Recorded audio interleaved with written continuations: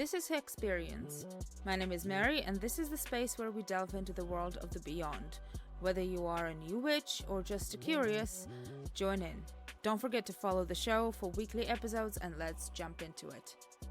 As you may know, I have been working on the Conjuring House analysis for a very long time now, and I keep promising, and things kind of aren't really working out. I can't really explain in full what's going on, but the first attempt that happened a few weeks ago didn't go well. And then on my second attempt, I was filming for like 40 minutes, and then my camera just malfunctioned and the footage was deleted. And then during my first attempt, I also caught like an apparition on camera. So it was interesting. And at some point, as a bonus thing to this whole story, I will release a video explanation of what was going on exactly, because I did figure it out. But I didn't manage to record the video to this day. So instead of going into the whole Conjuring House thing at this point, as we are talking right now, I want to talk about some stuff that I think people need to remember about. And that being said, today's episode will be about egregores, and thought forms and tulpas and stuff like that, because I think a lot of people, especially ghost hunters or paranormal investigators, do forget about these phenomena, and I think it's crucial that we don't, because majority of events and majority of haunted locations, especially if they are notorious and very well known, will most likely have something of an egregore existing in there.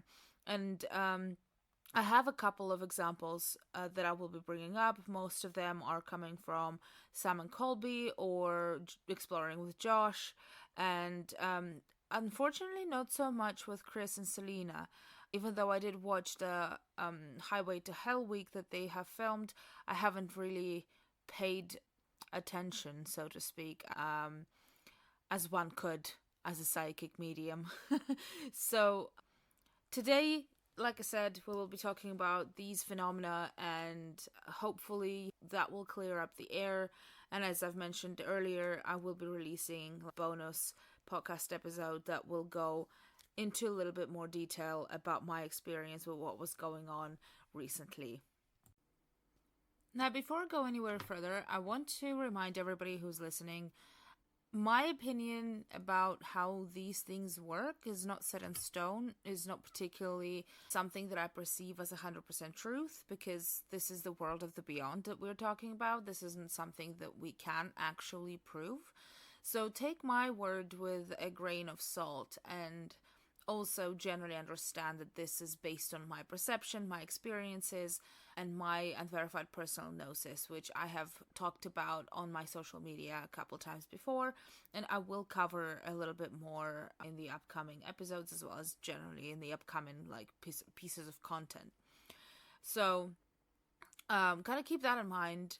Remember that we will never know the actual truth. Maybe someday, but at the moment we don't have the actual scientific proof of whatever I'll be talking about. So if your opinion is significantly different from mine, that's completely fair.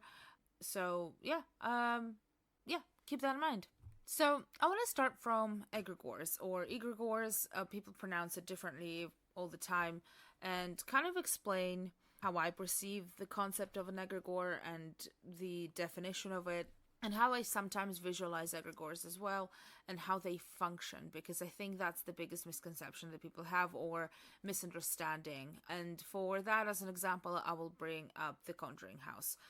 So an egregore is an esoteric concept representing a non-physical entity that arises from the collective thoughts of a distinct group of people.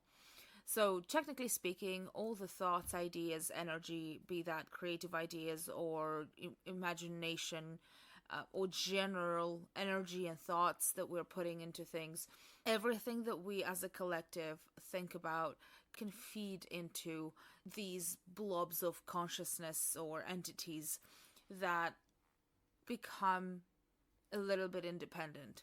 So the reason why I'm bringing up the Conjuring House as an example is because it's the greatest one I have that currently exists in my brain as like an actual functioning one. But generally speaking, egregores apply to the groups of people, which means, let's say, Christianity as an institution of religion will have their own egregore. Your workplace will have its own egregore.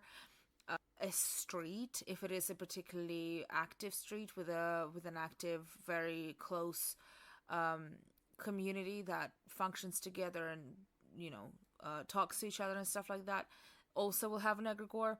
It can be an egregore of a country or a city. So from big to small, egregores exist everywhere, and they kind of are there, whether we think about them or not. Some of them can be 100% independently conscious, some of them won't. It all depends on the situation. It also depends on the nature of the egregore. Like, let's say an egregore of a country or a street will not be as independently conscious and intelligent as, let's say, an egregore of a religion or a religious group or anything else like that. So egregores can function in various ways. It depends on how our thoughts and ideas created and what the program for that particular egregore is. Let's say I will bring up like a workplace egregore. If we are thinking specifically negatively of a workplace or in a certain way, we will not program it to function as something that can actually make your wishes come true or function with you in a ritual. But something like the Conjuring House, for example, if the idea that people have around this particular location is that it's demonic or that it's haunted or whatever, then that particular thing will be programmed to look like a haunting. It will look like a whatever you come there with. Especially being highly associated with the horror genre after the Conjuring films came out, then the inevitable transformation of that particular egregore into being the worst fear of the people that come in is going to happen. A lot of people might ask me what's the difference between an egregore and collective consciousness as a term. In my personal understanding and my personal opinion, I don't think there is much of a difference. I think it's actually the same thing. It's just some people perceive the word egregore as something more negative, or not necessarily negative as an evil, but more so that isn't. And then the collective consciousness is kind of more neutral, that exists and is there because all people have consciousness. However, I believe that egregores depend on what type of society you're in, what type of environment you're in. Sometimes collective consciousness might depend on your religion or spiritual belief or any other sort of belonging to something. Some might say social bubble. That's also kind of an idea here, because I think that collective consciousness can differ from a person to person or group to group. So at the end of the day, collective consciousness in my books is just a new, fancier way to call an egregore. So that's that. However, the egregores that sometimes end up in locations, they are different because they have a little bit more of a certainty of what they're supposed to do. So the greatest example I can give you as of at the moment is the Conjuring House, and specifically the entity in the basement. I have watched the entire Conjuring House series that Sam and Colby have done, but I also went back and I watched their old videos from back 2 years ago that they have filmed in 2021. If I start coughing from now on until the end of this episode, don't worry, I'm okay. I just sometimes struggle with talking about that specific place because somebody doesn't want me to. And if you want to know more about this, you're going to have to wait until the bonus episode comes out. But that aside, when we go back into the videos that the boys have done in 2021, they come in to the house absolutely 100% convinced that it's a demonic haunting. They bring up the films, they've bring up the backstory and different theories. What I also want you to pay attention to and remember that Corey, who used to be the owner at the time of that specific location, also believed that the house has some evil entity or evil energy in there. If you preemptively come into the location thinking that there is something demonic in there, you're going to get something demonic. Not in the sense that you will have an actual demon show up there to hurt you, but some spirits that are there can start pretending to be ones. Not because they want to trick you or because they're evil or whatever. No, they want that because they are just annoyed, or they actually enjoy scaring people. If you come into the location wound up, you are bound to find something that will scare you. If you come into the location that is notorious from back when Warrens were around, it has the whole franchise located around it. One of the most popular ghost hunting shows was there, also sensationalizing and creating this whole aura around the house that is like demonic and scary. And if you come in there expecting demons, then an egregore and the energy of that location will present itself as a demon. And what happens? Exactly that. When the boys go into the basement and they have their own moment talking to this entity about what it is and what's the name and stuff like that, they get a name, Beelzebub. What I can tell you with 100% guarantee is that demons like Beelzebub that are notorious in their own way and are quite powerful, because Beelzebub is a biblical demon as well. It's not just a goetic demon, it's in the Bible. And demons like Beelzebub is not going to be stuck in a random house in Rhode Island. That I can guarantee you. Because they have other shit to do. They have a lot more things to take care of, and they're not interested in the Rhode Island houses or any other random houses of mortals for that matter. So, and there's nothing special about the Conjuring House for a demon to be stuck in there, especially not being able to go out of the basement. And then what I also remember very vividly is, and what's important in the same context, is Amanda's reaction. Because when I was watching that video and I was trying to read psychically what was going on when Amanda very quickly closed her notebook and instructed everybody to leave the basement because the creature is there, I saw how she perceived it. And if I was there, I saw it the way Amanda saw it, I probably would have also freaked out. I'm not going to lie to you. I won't be able to describe it because I don't want to make that description anywhere but the bonus episode. But I would have been shitting myself as well. It did not present nicely to her whatsoever. But if you also remember, Amanda literally brought the power of Jesus Christ in a conversation. You're not going to get any other reaction from an egregore that is assumed to be demonic or whatever, apart from presenting as a demon once you bring Jesus Christ into the narrative. So, and this to no fault of Amanda, by the way. She's doing her best, and I think since that episode, especially when she came back in the series this year, she's improving a lot. So at that particular moment, it's just something that caught my attention. So, of course, when you come in preemptively to that space and you expect a demon, you're gonna get a demon. But then notice the progression of the story. When Sam and Colby start kind of investigating the area, they figure out the whole soldier story. Amanda sees a soldier outside and they hear about the soldier in the birthing room and stuff like that. Somehow the entity calls itself Dave and presents itself as a soldier. Why? Because now the soldiers is the most common theme in the narrative that the boys are investigating. So it is easier for the entity in the basement to present itself as a soldier, because that's exactly who Sam and Colby want to talk about or to talk to.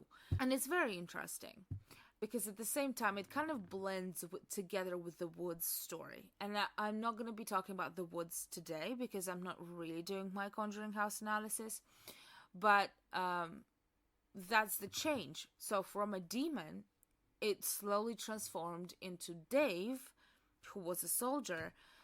And then, from what I understood, even chronologically, how the events happened, after speaking to the current owner and figuring out that the basement energy is like a tricky one, it's like a trickster thing, that's when they go in with an attitude of expecting it to be a tricky, like, spirit or whatever.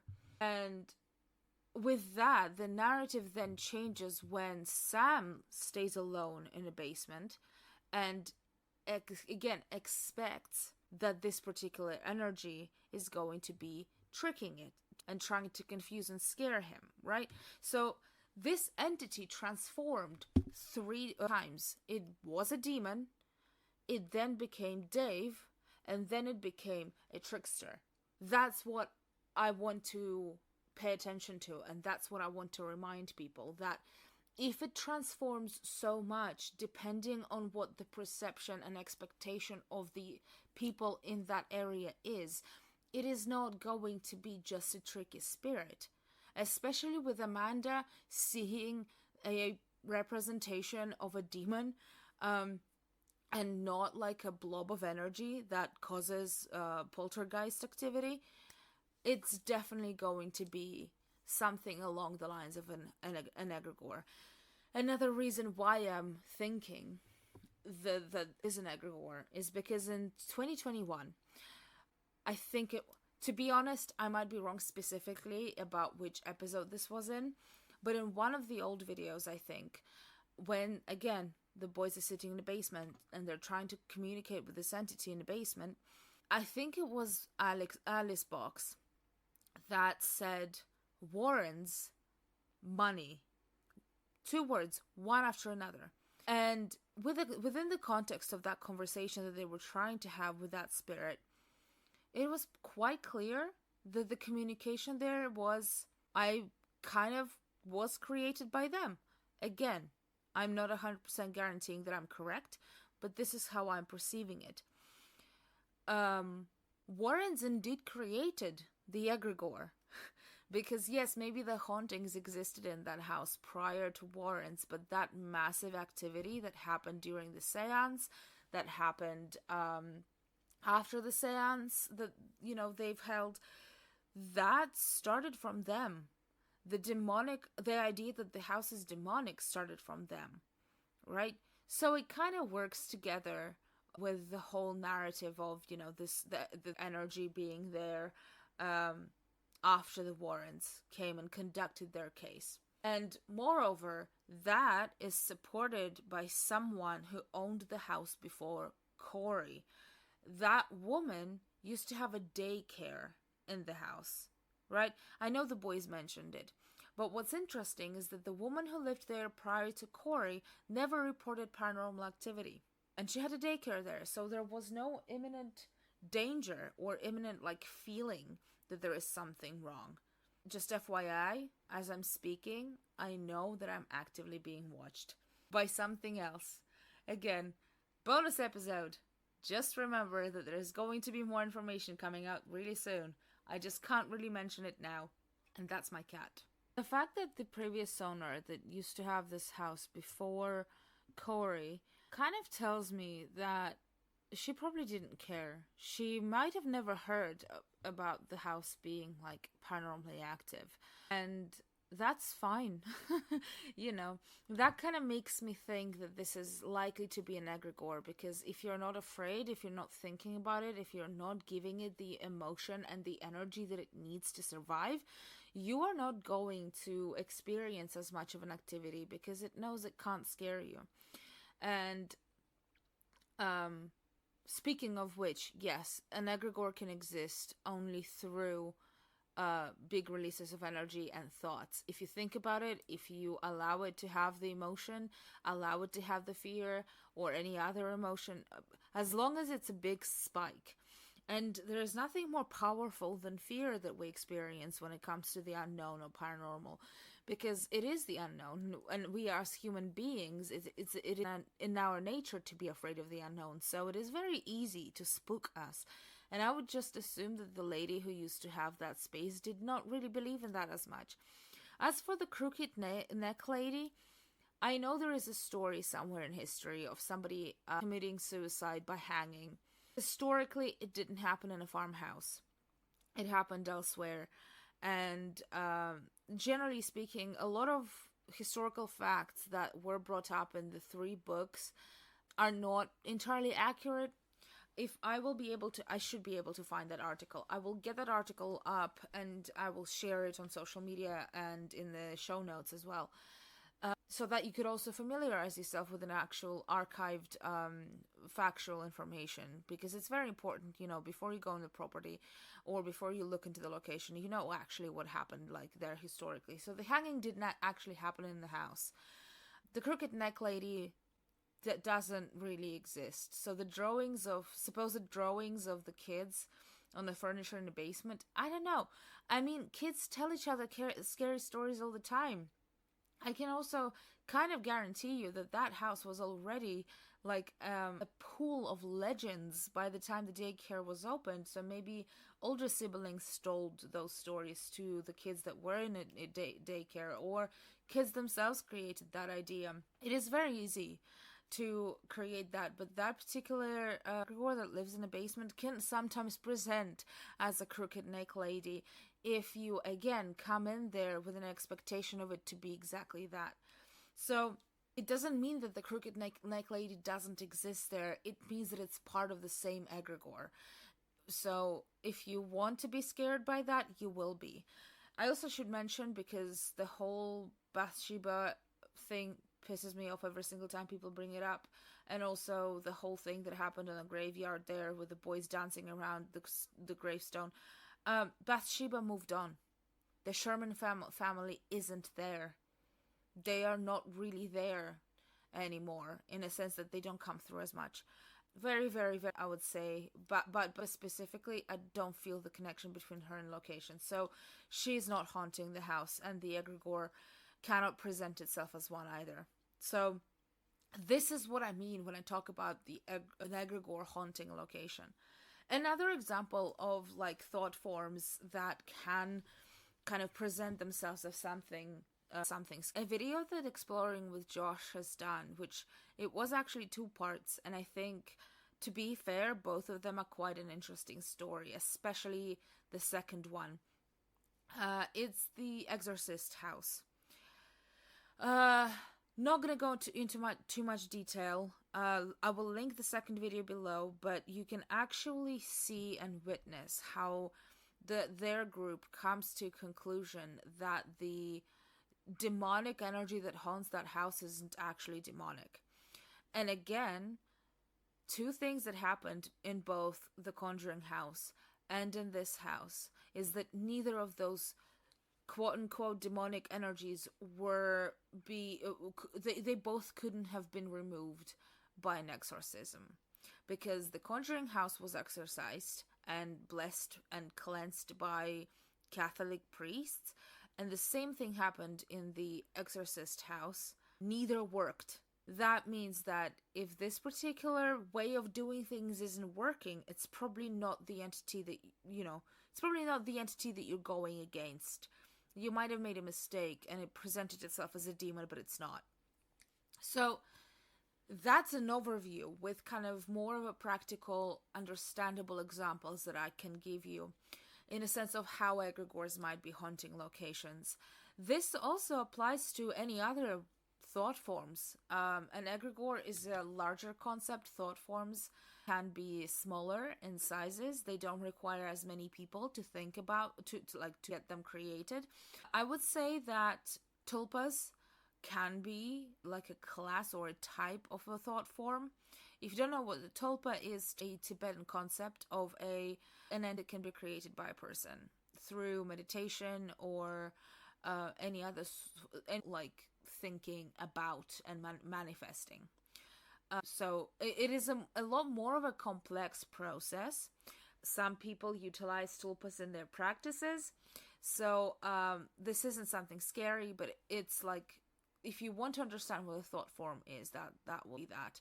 And all 3 of these, a tulpa, a form, an egregore, all of them can be a cause of a poltergeist activity in a house.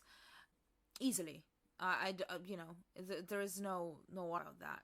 And the reason why I think it is important to remember about an existence of these types of things is that actually, when you do start your journey into understanding what this world is, what paranormal is about, and what spirit communication is about in reality, you start realizing that, most of the things actually come from the people who don't really have the layer of human experience anymore. So the ego, the pain, the fear, and all those human aspects of us don't impact them as much because they've moved on in a sense. They might be stuck, it might be residual, it might be something else, but they understand that life and spirit world are all about love. And therefore, if you do come across something, let's say something negative, or let's say something that ends up like attacking or somehow negatively impacting your investigation, it's not a spirit, and it's very unlikely to be a demonic thing. I also need to say, actually, there is a big difference between demons and infernals. Infernal spirits do exist. They do sometimes get on locations, especially locations that are connected with pain and history and suffering and something else, because they want that energy and they have like specific people that they target. But infernals aren't stuck on locations. They can exist in multiple places at the same time. They might come and go. They will never present themselves as permanent tenants of a specific location. So infernal spirits don't really do that, and demons are definitely not really the case. More often than not, it will be like something of a egregore or a negative thought form that was created by people.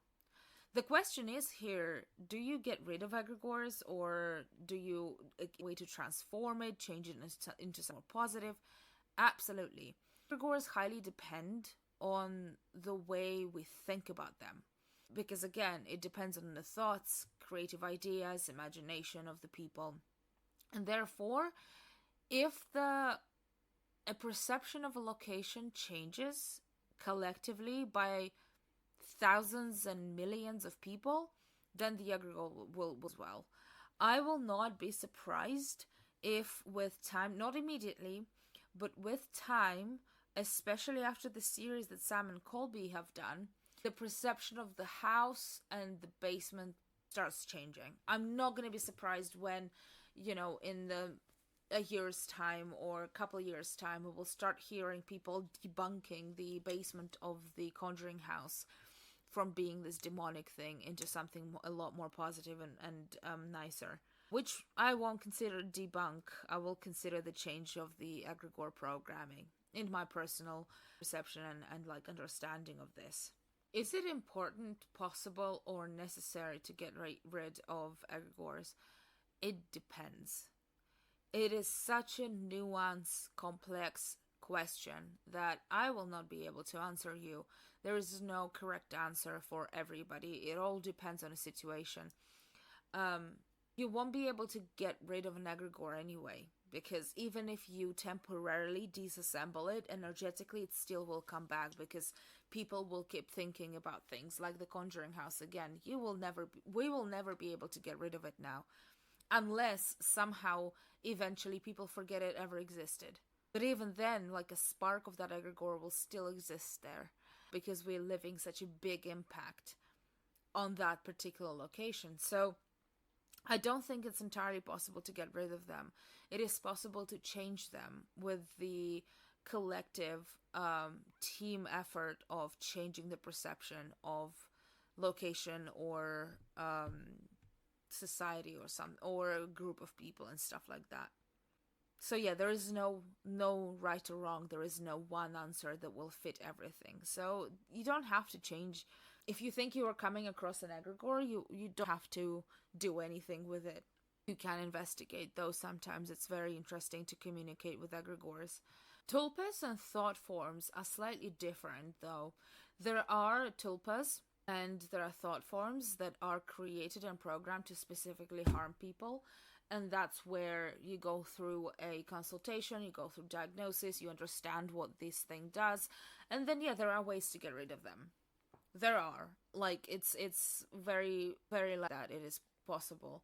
Because it's less dependent on millions of people thinking about it or creating it. It's more, well, even thousands. Thought forms and tulpas sometimes are only kind of based in 1-2 people, sometimes a family area. Tulpas, especially tulpas, they are a lot more individualistic. So in case if you come across something like that and it's actively harmful, that's when we can, think about potentially maybe removing it, banishing it, getting rid of it, and stuff like that. Or moving it elsewhere. That's also how things get possessed, like dolls and objects. Sometimes that's what happens too. It depends. It depends on what the goal of that entity is.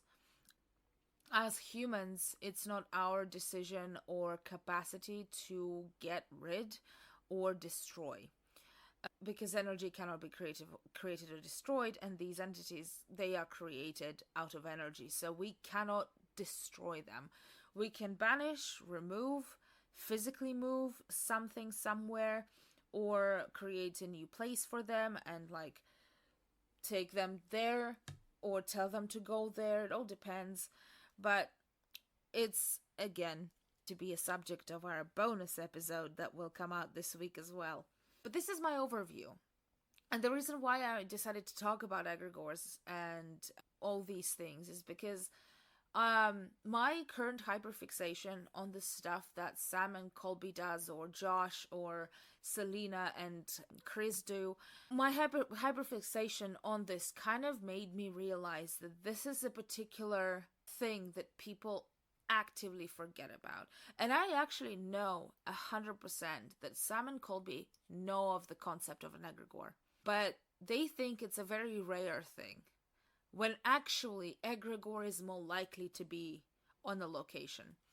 And kind of before I go into my personal paranormal investigations, which I'm actively working on organizing, before I get there, I really want to start bringing awareness to certain things that people forget about. It doesn't mean they're doing anything wrong.